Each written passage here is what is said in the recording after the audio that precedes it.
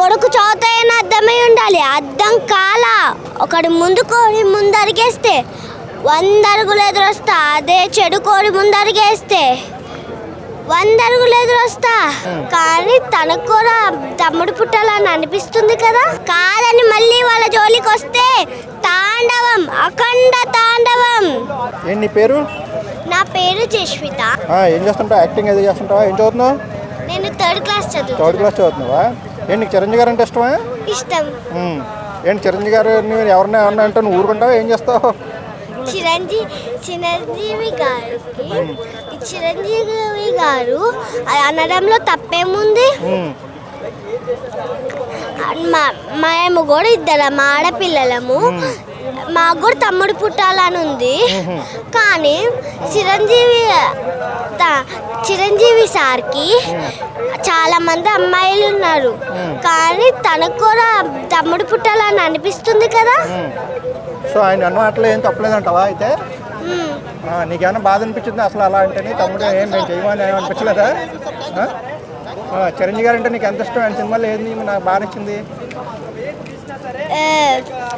చిరంజీవి గారు అంటే నాకు చాలా ఇష్టం. జాన్ జాన్ జాన్ జాన్ జజ్జనక్క సినిమా అంటే నాకు చాలా ఇష్టం. నీ ఫేవరెట్ హీరో ఎవరైతే? బాలయ్య బాబు. అయినా సరే చిరంజీవి గారు సపోర్ట్ చేస్తున్నావా నువ్వు? అవునా? బాలయ్య గారి సినిమాలో ఏది ఇష్టం నీకు? డాకుమారా చూసావా? చూసా. ఎలా ఉంది సినిమా? బాగుందా? బాలయ్య బాబు డైలాగ్ చెప్పోటి. లేడన్న ధైర్యమా, రానన్న నమ్మకమా. నేను ఎక్కడున్నా అనుకున్న వాళ్ళు ఇక్కడ ఉంటారు. వాళ్ళ మీద చేపడితే కొడుకు చదువుతాయని అర్థమై ఉండాలి. అర్థం కాల ఒకటి ముందరిగేస్తే 100 అడుగులు ఎదురొస్తా. అదే చెడు కోడి ముందరిగేస్తే 100 అడుగులు ఎదురొస్తా. కనుక పడితే నాకు రూలింగ్స్ ఉండవు, క్యాలిక్యులేషన్స్ ఉండవు, మ్యాలిక్యులేషన్స్ ఉండవు. చెప్పండి వారికి. సెంటర్ అయినా, స్ట్రైట్ అయినా, పొజిషన్ అయినా, అపోజిషన్ అయినా నేను దిగనంత వరకే. Once for step in, study repeat. ఉగ్రపుత రోడ్డు మీద పడితే చూస్తూ ఉడకడానికి ఈ నేల ఆసరిది కాదురా, ఈశ్వరుడిది, పరమేశ్వరుడిది.